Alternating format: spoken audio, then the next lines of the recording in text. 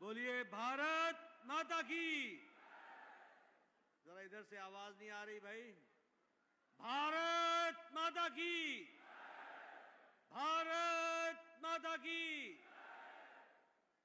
आज के इस चुनावी सभा में मंच पर उपस्थित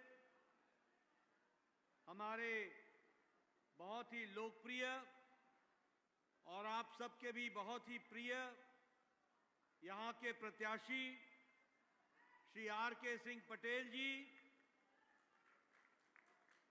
हमारे जिला के अध्यक्ष चित्रकूट के लवकुश चतुर्वेदी जी, जिला अध्यक्ष बांदा संजय सिंह जी, रामकिशोर साहू जी, ब्रिजकिशोर गुप्ता जी, बालमुकुंद शुक्ला जी, हमारे रामकेश निषाद जो जल शक्ति मंत्री हैं, अशोक जाटव जी, जिला पंचायत के अध्यक्ष सुनील पटेल जी, हमारे रमेश चंद्र द्विवेदी जी पूर्व सांसद, अविनाश चंद्र द्विवेदी जी विधायक मानिकपुर, प्रकाश द्विवेदी जी विधायक बांदा, मंच पर उपस्थित सभी वरिष्ठ नेतृत्व, सम्मानित मंच और यहां इतनी बड़ी संख्या में भरी दोपहरिया में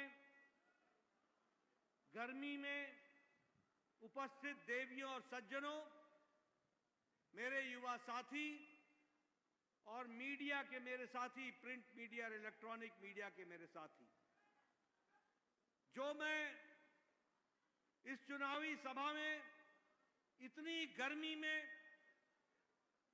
भरी दोपहरी में, लेकिन जो मैं उत्साह आप में देख रहा हूं, जो मैं उमंग देख रहा हूं, जो मैं ऊर्जा देख रहा हूं और जो मेरे कानों में तालियों की गड़गड़ाहट की आवाज सुन रहा हूं,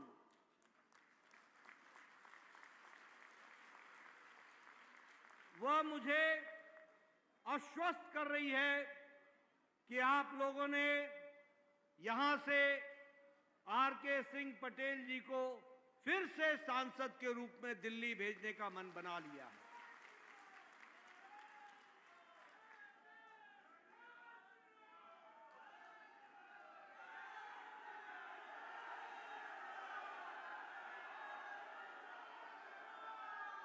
मित्रों, मेरी और भी खुशी बढ़ जाती है जब मुझे ऐसी पावन धरती पर, संस्कृति से ओत-प्रोत की धरती पर और जिस धरती पर, पुण्य धरती पर प्रभु श्री राम 11.5 वर्ष जिन्होंने वास किया हो, ऐसी पवित्र धरती पर आने का सौभाग्य मिले, मैं ऐसी धरती को बारंबार नमन करता हूं।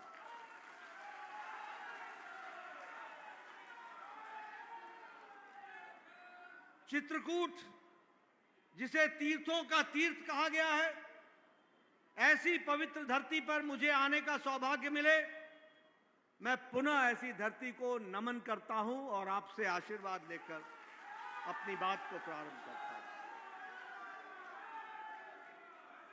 मित्रों, आज महाराणा प्रताप की जन्म जयंती भी है, जिन्होंने देश की एकता, अखंडता के साथ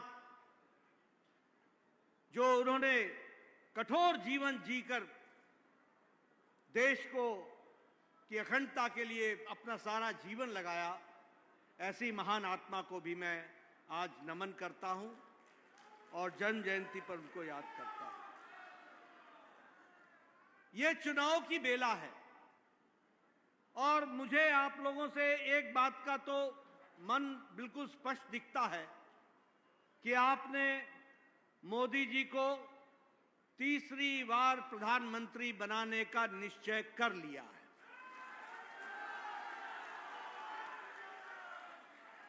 लेकिन मित्रों, हमें यह भी जहन में होना चाहिए, हमें यह भी ध्यान में होना चाहिए कि मोदी जी तीसरी बार प्रधानमंत्री बन रहे हैं और आप लोगों के आशीर्वाद से बन रहे हैं, तो मोदी जी के भारत की राजनीति में आने का फर्क क्या पड़ा, इसका भी हमको ज्ञान होना चाहिए। 10 साल पहले भारत के सामान्य नागरिक में, मानवीय में, मनुष्य में, व्यक्ति में एक मन में घर कर चुका था कि अब कुछ बदलने वाला नहीं है, ये तो ऐसे ही चलेगा, राजनीति ऐसी ही होती है, यहां तो सब बेईमान हैं, ये गुंडों का राज चलता रहेगा। साधारण आदमी के मन में राजनीति के बारे में यह विचार बन गया था। लेकिन मोदी जी के आने के बाद भारत की राजनीति में सब कुछ बदल सकता है, और ये 2024 का चुनाव जो आप लड़ रहे हैं, वो आर.के. सिंह जी को आप चुनाव तो जिता ही रहे हैं, लेकिन आप विकसित भारत के संकल्प को पूरा करने के लिए आज चल पड़े हैं। ये आज फर्क पड़ा, ये फर्क पड़ा। 10 साल पहले राजनीति का अर्थ क्या होता था? जातिवाद, व्यक्तिवाद, परिवारवाद, भ्रष्टाचार, वोट बैंक की राजनीति, तुष्टीकरण, भाई को भाई से लड़ाओ, जाति को जाति से लड़ाओ, पहाड़ को मैदान से लड़ाओ, उत्तर को दक्षिण से लड़ाओ, पूर्व को पश्चिम से लड़ाओ, और वोट के नाम पर लोगों को जोड़ने के लिए वोट बैंक की राजनीति करो। लेकिन मोदी जी ने 10 साल में जाति को धत्ता दिखाया, क्षेत्रवाद को धत्ता दिखाया, ये वोट बैंक की तुष्टीकरण के साथ लोहा लिया और विकासवाद की राजनीति को आगे बढ़ाया और मंत्र रखा सबका साथ, सबका विकास, सबका विश्वास, सबका प्रयास।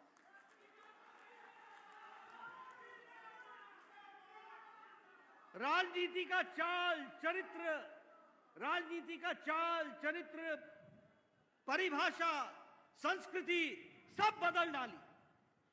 आज रिपोर्ट कार्ड की राजनीति हो गई है, आज जवाबदेही की राजनीति हो गई है, आज सबको साथ लेकर के चलने की राजनीति हो गई है, और आज राजनीति विकासवाद की हो गई है। मैं देख रहा था कि आर.के. पटेल जी भी आपके सामने अपना रिपोर्ट कार्ड रख रहे थे, अपना रिपोर्ट कार्ड रख रहे थे। कभी आपने कांग्रेस के जमाने में किसी नेता को सुना कि उसने भी अपना रिपोर्ट कार्ड रखा? सुना भाई? कभी सुना? ये संस्कृति मोदी जी की संस्कृति है, रिपोर्ट कार्ड की राजनीति। जो कहा था वो किया है, जो नहीं कहा था वो भी करके दिया है। इस तरीके से राजनीति को आगे बढ़ा। मित्रों, आज आपको खुशी होगी, मैं देश की तस्वीर आपके सामने रखना चाहता हूं दुनिया के दृष्टिकोण से। एक समय था जब भारत को पिछलग्गू देश कहा जाता था, पिछड़ा हुआ देश कहा जाता था। एक समय था जो हम दूसरों को देखा करते थे और उनके पीछे चला करते थे। आज अमेरिका की अर्थनीति लड़खड़ा रही है, यूरोप की अर्थनीति लड़खड़ा रही है। कोरोना की चपेट के बाद और यूक्रेन के युद्ध के बाद रशिया की अर्थनीति गड़बड़ा गई है, चाइना की गड़बड़ा गई है, ऑस्ट्रेलिया की गड़बड़ा गई है, जापान की गड़बड़ा गई है। लेकिन इन विपरीत परिस्थिति में भी भारत मोदी जी के नेतृत्व में 5 साल पहले 11वें नंबर पर अर्थव्यवस्था में था, आज 5वें नंबर पर भारत खड़ा है, 5वें नंबर। और आप तीसरी बार प्रधानमंत्री जी को प्रधानमंत्री बनाएंगे। भारत आने वाले समय में तीसरी सबसे बड़ी अर्थव्यवस्था बन जाएगी, तीसरी अर्थव्यवस्था। हम कभी दवाई मंगाया करते थे, हम कभी दवाई मंगाया करते थे, आज भारत दुनिया की डिस्पेंसरी बन गया। 138% हमारा एक्सपोर्ट बढ़ गया। दुनिया में हम दवाई बेचने वालों में दूसरे नंबर पर आकर के खड़े हो गए। और सबसे सस्ती और सबसे असरदार दवा आज भारत बना रहा है। पेट्रोकेमिकल्स में हमारा एक्सपोर्ट 106% बढ़ गया, 106%। ये आप लोगों के हाथ में मोबाइल है ना, आपके हाथ में मोबाइल। ये जो मोबाइल है 10 साल पहले इसके ऊपर लिखा होता था made in China, made in Japan, made in Taiwan, made in Korea. आज आपके मोबाइल पे लिखा है मेड इन इंडिया। स्टील के मैन्युफैक्चरिंग में हम दूसरे नंबर पर आके खड़े हो गए, चौथे नंबर से। 10 साल पहले दिवाली के दिन आप जो गणेश भगवान लाते थे, वो गणेश भगवान भी मेड इन चाइना का होता था। आज भारत दुनिया को मूर्तियां बनाने में आगे बढ़कर के हिस्सा ले रहा है। यह परिस्थिति आकर के खड़ी हुई। मित्रों, मैं यहां यह भी कहना चाहूंगा, आर.के. पटेल जी ने आपको बताया, मैं थोड़े से 2-3 बिंदु के पर खाली ध्यान आपका आकृष्ट करूंगा। मोदी जी ने सबका साथ, सबका विकास, सबका विश्वास, सबका प्रयास, इस मंत्र को लेकर गांव, गरीब, वंचित, पीड़ित, शोषित, दलित, युवा, किसान, महिला, नारी शक्ति, सबको मजबूती देने का काम किया तो मोदी जी की नीतियों ने काम किया है। आज 80 करोड़ की जनता को प्रधानमंत्री गरीब कल्याण अन्न योजना, 5 किलो गेहूं या 5 किलो चावल, 1 किलो दाल, इसका अंतर यह पड़ा है कि आज इंटरनेशनल मॉनिटरी फंड भी बोलता है कि भारत की गरीबी से रहने वाले 25 करोड़ लोग आज गरीबी की रेखा से बाहर निकल आए हैं। यह बदलता भारत है, यह हमको ध्यान रखना। और IMF यह भी बोलता है कि भारत की अति गरीबी 1% से भी कम हो गई है। यह बदलता भारत है। और आपको जानकर खुशी होगी, पटेल साहब को भेज दीजिएगा, प्रधानमंत्री गरीब कल्याण अन्न योजना अगले 5 साल तक चलती रहेगी और हर गरीब को भोजन मिलने की व्यवस्था होगी। प्रधानमंत्री आवास योजना, ये पटेल जी लंबे समय से MLA रहे हैं, 3 बार MLA रहे, 2 बार सांसद रहे, पूछो इनसे।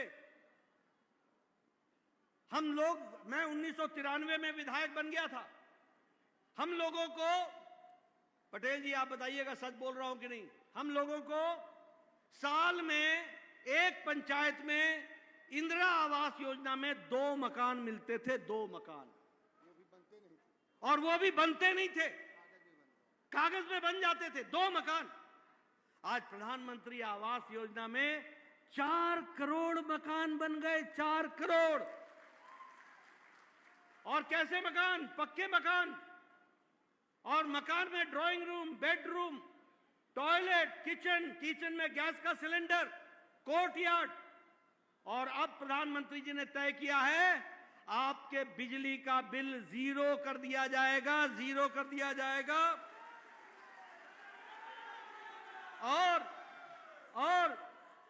और हर घर पे प्रधानमंत्री मुफ्त सूर्य घर योजना, इसको लगाया जाएगा। सौर ऊर्जा लगाई जाएगी, आपके घर में बिजली मुफ्त हो जाएगी, और जो आपके खर्चे से बिजली बचेगी वह बिजली सरकार खरीद लेगी और आपके आमदनी का जरिया बन जाएगा। ये बनने वाला है। मैं यहां यह भी बताना चाहता हूं कि प्रधानमंत्री आवास योजना में और उसके साथ साथ जो गैस का सिलेंडर है, अब सिलेंडर नहीं आएगा, अब सस्ती गैस पाइप से आपके घर तक पहुंचेगी। इस तरीके की व्यवस्था की जाए। मित्रों, अभी अभी आयुष्मान भारत के बारे में पटेल साहब आपको बता रहे थे। प्रधानमंत्री मोदी जी ने दुनिया की सबसे बड़ी स्वास्थ्य योजना बनाई, दुनिया की, आयुष्मान भारत। और मुझे खुशी है कि मैं उस समय स्वास्थ्य मंत्री था। 9 महीने में यह योजना बनाई। 10 करोड़ 74 लाख परिवार, 50 करोड़ लोग और गरीब लोग, भारत की 40% की आबादी। और यह जाति के नाम पर नहीं है, गरीबी के नाम पर है और प्रोफेशन के नाम पर है। किसको मिलता है?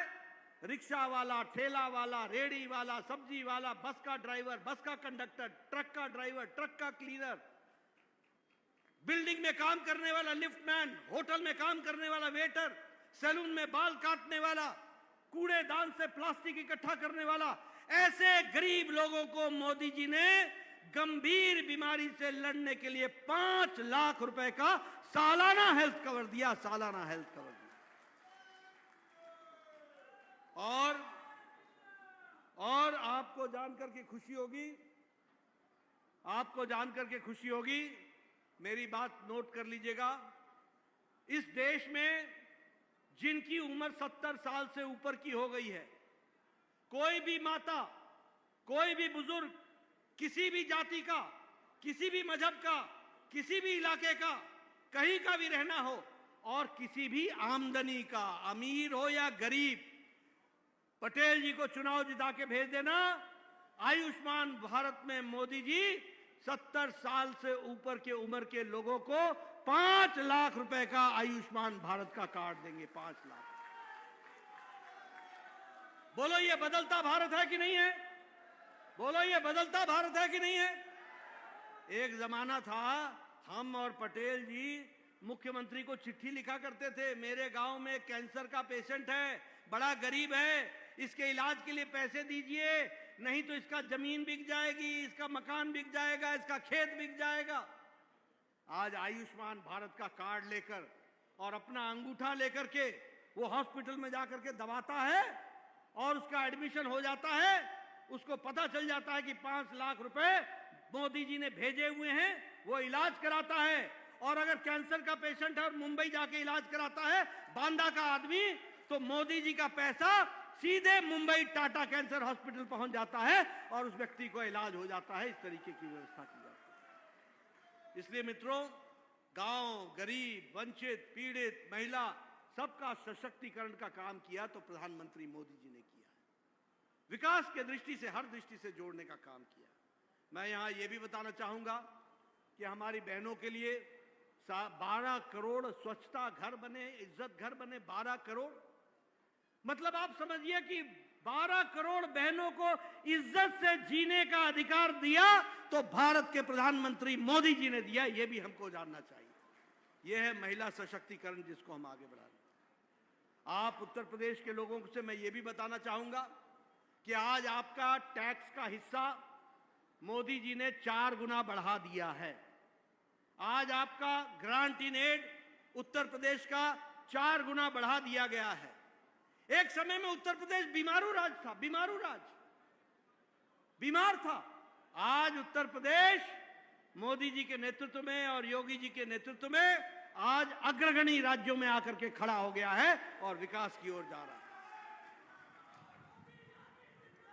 अभी अभी इन्होंने आपके सामने चर्चा की डिफेंस इंडस्ट्रियल कॉरिडोर की, और डिफेंस इंडस्ट्रियल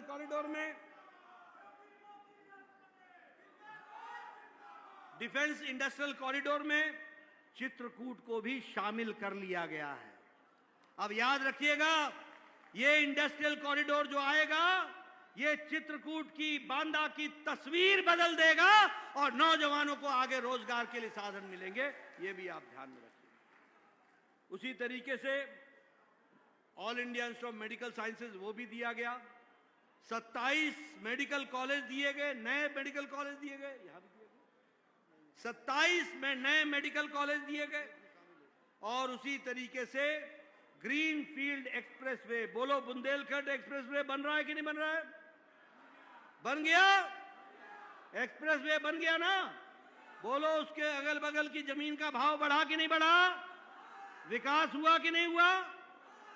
मित्रों, ये विकास की कहानी है। इंफ्रास्ट्रक्चर में 1 साल के अंदर मोदी जी ने 10 लाख करोड़ रुपए लगाए। 1 साल के अंदर 10 लाख करोड़ रुपए। आज ये बदलता हुए स्थिति में मैं यहां आया हूं तो एक बात और भी जरूर कहूंगा कि एक समय में बांदा दस्यु प्रभावित क्षेत्र के रूप में जाना जाता था। यहां पर हमारी बहनें सुरक्षित नहीं थी। व्यापारी व्यापार छोड़ करके जा रहे थे। बोलो सच्चाई है कि नहीं है? और आज व्यापारी यहां आकर के व्यापार करने के लिए प्रोत्साहित हो रहे हैं। ये बदलता बांधा है, ये भी हमको समझना चाहिए। उसी तरीके से अगर हम कहें तो जो कामदनाथ की परिक्रमा है, बोलो उस पर पुष्प वर्षा हुई कि नहीं हुई? हुई कि नहीं हुई? और एक समय भक्तों पर गोली चलती थी कि नहीं चलती थी? याद रखोगे ना गोली चलाने वालों को? याद रखोगे ना? मित्रों, इस तरीके से विकास की नए नए आयाम को जोड़ने का काम हमारी सरकार ने, मोदी जी की सरकार ने किया है, ये मैं बताना चाहता हूं। मैं जब बुंदेलखंड में आया हूं तो एक बात जरूर आपको बताना चाहूंगा। केन बेतवा, ये जो इरिगेशन का प्रोजेक्ट है, जिससे सारा बुंदेलखंड की तस्वीर बदलेगी और किसानों को उससे बहुत बड़ा लाभ मिलेगा। और मालूम है मोदी जी ने कितना सैंक्शन किया है? मोदी जी ने 44,000 करोड़ रुपए केन बेतवा के लिए, 44,000 करोड़ रुपए, और उससे बुंदेलखंड रीजन का पूरा बदलाव आएगा। मित्रों, मैंने आपके सामने विकास का पक्ष रखा, मोदी जी के नेतृत्व में देश कैसे आगे बढ़ रहा है इसका पक्ष रखा। आप आर.के. सिंह पटेल जी को दिल्ली भेजेंगे, ये मेरा पूरा विश्वास है।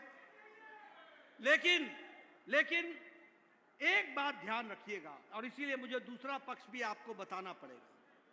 देखिए, उजाले का महत्व तब समझ में आता है जब अंधेरे की त्रासदी आप जानते हो। पूर्णमासी को नमन करने का मजा तब आता है जब अमावस्या आपके ध्यान में हो। आपको वो भी पक्ष याद रखना चाहिए, और वो पक्ष है जो आपने कांग्रेस के जमाने में, समाजवादी पार्टी के जमाने में देखा। ये आज गठबंधन गठबंधन इकट्ठा हो रहा है, शहजादे भाई इकट्ठे हो रहे हैं, इकट्ठे प्रेस कॉन्फ्रेंस कर रहे हैं। आपने देखी ना तस्वीर? देखी ना शहजादों की तस्वीर? ये गठबंधन गठबंधन काहे का गठबंधन है? ये दो बातों का गठबंधन है, दो बातों का। मोदी जी बोलते हैं भ्रष्टाचारी हटाओ, और ये बोलते हैं भ्रष्टाचारियों को बचाओ। बोलो, भ्रष्टाचारियों को हटाना है कि नहीं हटाना है? और ये बचाने में लगे हैं कि नहीं लगे हैं? आप बताइए, कांग्रेस ने कॉमनवेल्थ गेम्स का घोटाला किया था कि नहीं किया था? पनडुब्बी घोटाला किया था कि नहीं किया था? ऑगस्टा वेस्टलैंड हेलीकॉप्टर का घोटाला किया था कि नहीं किया था? 2G घोटाला किया था कि नहीं किया था? आप बताइए, इन्होंने चीनी घोटाला किया था कि नहीं किया था? चावल घोटाला किया था कि नहीं किया था? आप बताइए, न अंतरिक्ष छोड़ा, न आसमान छोड़ा, न समुद्र छोड़ा, न धरती छोड़ी, न पाताल छोड़ा। सभी जगह भ्रष्टाचार ही भ्रष्टाचार कांग्रेस पार्टी ने किया। आप बताइए, समाजवादी पार्टी के नेता अखिलेश के समय में लैपटॉप घोटाला हुआ था कि नहीं हुआ था? आप बताइए, अनाज का घोटाला हुआ था कि नहीं हुआ था? आप बताइए, गोमती रिवर फ्रंट का घोटाला हुआ था कि नहीं हुआ था? आप बताइए, लालू चारा खा गया कि नहीं खा गया? नौकरी के बदले जमीन खा गया कि नहीं खा गया? अलकतरा घोटाला किया कि नहीं किया? ममता के मंत्रियों ने टीचर भर्ती घोटाला किया कि नहीं किया? बालू घोटाला किया कि नहीं किया? गाय की स्मगलिंग का घोटाला किया कि नहीं किया? आप बताइए, कोयला घोटाला किया कि नहीं किया? डीएमके के मंत्रियों ने बालू घोटाला किया कि नहीं किया? आमदनी से ज्यादा उनके घरों में पाया गया कि नहीं पाया गया?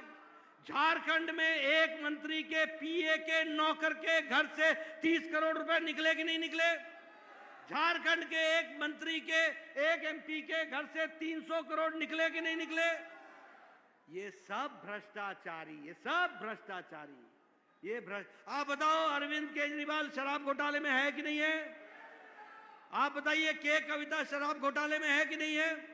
ये घमंडिया गठबंधन, ये भ्रष्टाचारियों का जमावड़ा है, ये भ्रष्टाचारियों का टोला है। और दूसरा, ये सब परिवारवाद है, सब परिवारवाद है। फरूक अब्दुल्ला, उमर अब्दुल्ला परिवारवाद की पार्टी, महबूबा मुफ्ती परिवार की पार्टी, चौटाला परिवार की पार्टी, बादल परिवार की पार्टी, मुलायम सिंह की परिवार की पार्टी, अखिलेश परिवार की पार्टी। लालू, राबड़ी, तेजस्वी, तेज प्रताप, मीसा, बीना परिवार की पार्टी। टीएमसी, ममता, अभिषेक परिवार की पार्टी। उद्धव ठाकरे, आदित्य ठाकरे परिवार की पार्टी। शरद पवार, सुप्रिया सुले परिवार की पार्टी, भतीजा भी निकाल दिया। उदयनिधि स्टालिन, स्टालिन परिवार की पार्टी। ये सारी परिवार की पार्टियां हैं और सारी भ्रष्टाचारी पार्टियां। बोलो, मेरे बात का हाँ पर ना में बताना। बोलो, राहुल गांधी बेल पर है कि नहीं है? आप बताइए, सोनिया गांधी बेल पर है कि नहीं है? आप बताओ, संजय सिंह बेल पर है कि नहीं है? आप बताओ, लालू यादव बेल पर है कि नहीं है? आप बताओ, ये टीएमसी के नेता बेल पर है कि नहीं है? आप बोलो, पी चिदम्बरम बेल पर है कि नहीं है? कार्तिक चिदम्बरम बेल पर है कि नहीं है?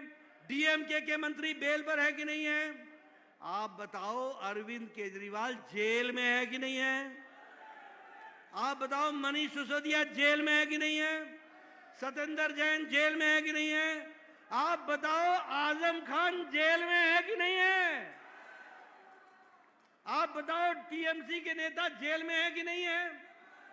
डीएमके के नेता जेल में है कि नहीं है?